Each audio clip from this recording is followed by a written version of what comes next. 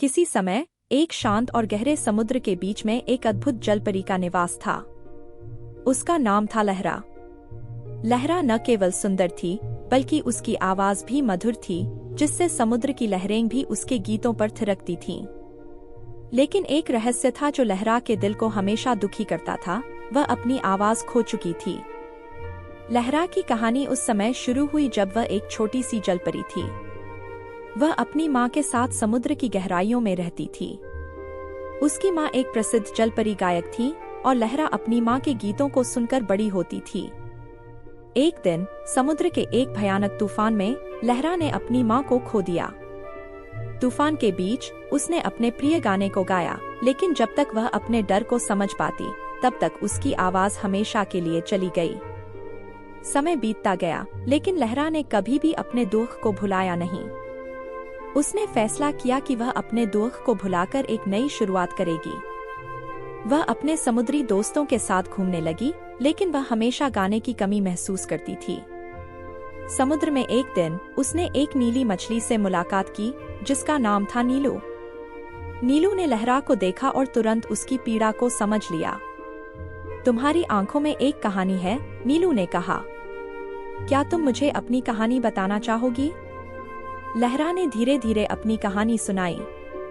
नीलू ने सुना और कहा, तुम्हें अपनी आवाज वापस पाने के लिए एक जादुई वस्तु की जरूरत होगी। यह वस्तु केवल समुद्र के सबसे गहरे हिस्से में है। लहरा ने नीलू के साथ मिलकर अपनी यात्रा की योजना बनाई। दोनों ने समुद्र की गहराइयों में उतरने का निर्णय लिया, लेकिन उनकी यात्रा आसान नहीं थी। रास्ते में उन्हें कई खतरनाक जीवों का सामना करना पड़ा, जैसे विशाल कछुए और खतरनाक शार्क। लेकिन लहरा ने कभी हार नहीं मानी। उसका साहस और नीलू का साथ उनके रास्ते में आने वाली सभी बाधाओं को पार करने में मददगार साबित हुआ। एक दिन उन्होंने एक प्राचीन समुद्री गुफा में प्रवेश किया। वहां उन्हें एक चमकती हुई कांच की गेंद मिली, जिसे समुद्र के जादुई जलपरी ने रखा था। जब लहरा ने गेंद को छुआ तो उसमें से एक रोशनी निकली। उसी समय उन्हें एक वृद्ध जलपरी की आवाज सुनाई दी। तुम्हें अपनी आवाज वापस पाने के लिए इस गेंद को अपने दिल की गहराई से चाहना होगा। लहरा ने अपनी पूरी शक्ति लगाई और गेंद से प्रार्थना की। उसके दिल में छुपा दुख और प्यार दोनों ने मिलकर एक जादुई शक्ति उत्पन्न की। अचानक गेंद से एक प्रकाश निकला और लहरा की आवाज धीरे धीरे वापस लौटने लगी।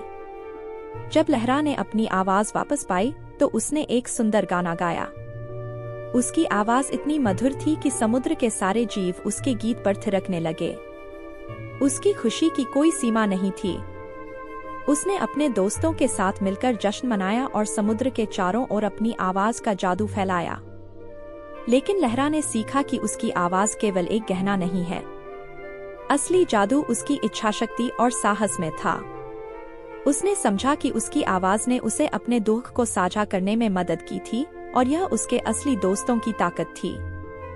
लहरा ने न केवल अपनी आवाज पाई, बल्कि उसने अपनी पहचान भी खोज ली। अब लहरा ने अपने गानों में केवल अपने दुख को नहीं, बल्कि अपने साहस, दोस्ती और आशा को भी शामिल किया। उसका संगीत न केवल उसके लिए, बल्कि समुद्र के सभी जीवों के लिए प्रेरणा बन गया। लहरा की कहानी पूरे समुद्र में फैल गई और सभी जलपरियां उसे सुनने के लिए इकट्ठा होने लगीं। अब लहरा ने अपने जादुई गीतों के माध्यम से समुद्र की शांति को बहाल किया। वह समझ गई थी कि उसका दर्द ही उसे मजबूत बनाता है। उसकी आवाज अब केवल संगीत नहीं थी, बल्कि यह जीवन की कहानी थी, एक यात्रा जिसमें दुख और खुशी दोनों शामिल थे। लहरा अब गहरे समुद्र की सच्ची रानी बन चुकी थी। उसने समझा कि उसके दुख का सामना करना ही उसकी सबसे बड़ी ताकत थी। और अब जब वह गाती थी तो न केवल समुद्र की लहरें, बल्कि समस्त जीवन उसकी आवाज पर थिरकता था। लहरा ने एक नई शुरुआत की थी और उसकी खामोशी अब एक जादुई गान में बदल चुकी थी। इस तरह लहरा ने एक अद्भुत यात्रा के माध्यम से न केवल अपनी आवाज, बल्कि अपनी पहचान को भी खोज लिया। उसकी कहानी आज भी समुद्र के गहराइयों में गूंजती है और हर जलपरी उसे सुनकर प्रेरित होती है।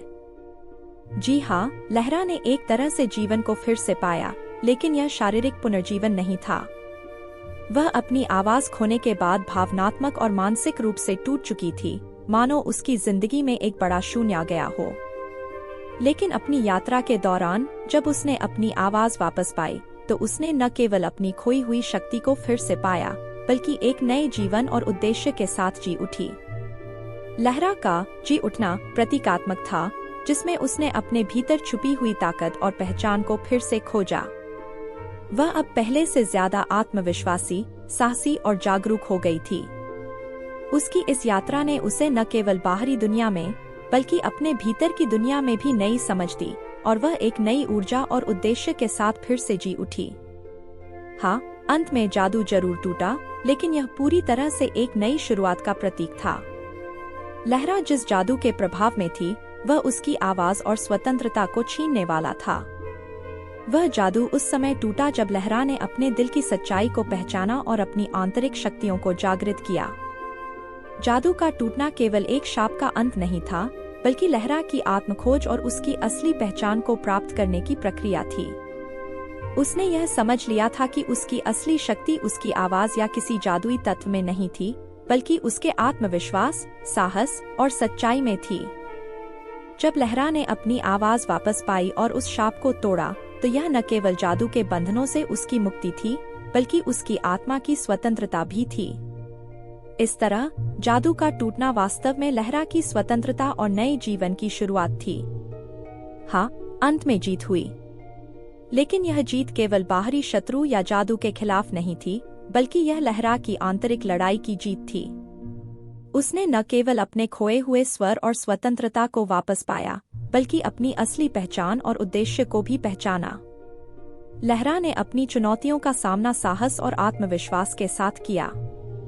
उसने अपने डर पर काबू पाया, अपने भीतर छिपी हुई शक्तियों को पहचाना और अपनी सच्चाई के साथ जीने का साहस किया। यह जीत उसकी आत्मा की थी, जिसने उसे केवल एक नायिका ही नहीं, बल्कि एक सशक्त और स्वतंत्र व्यक्ति भी बना दिया। अंत में लहरा ने न केवल अपने शाप को तोड़ा, बल्कि वह अपने जीवन की कहानी को खुद लिखने में सक्षम हुई। यही उसकी सबसे बड़ी जीत थी।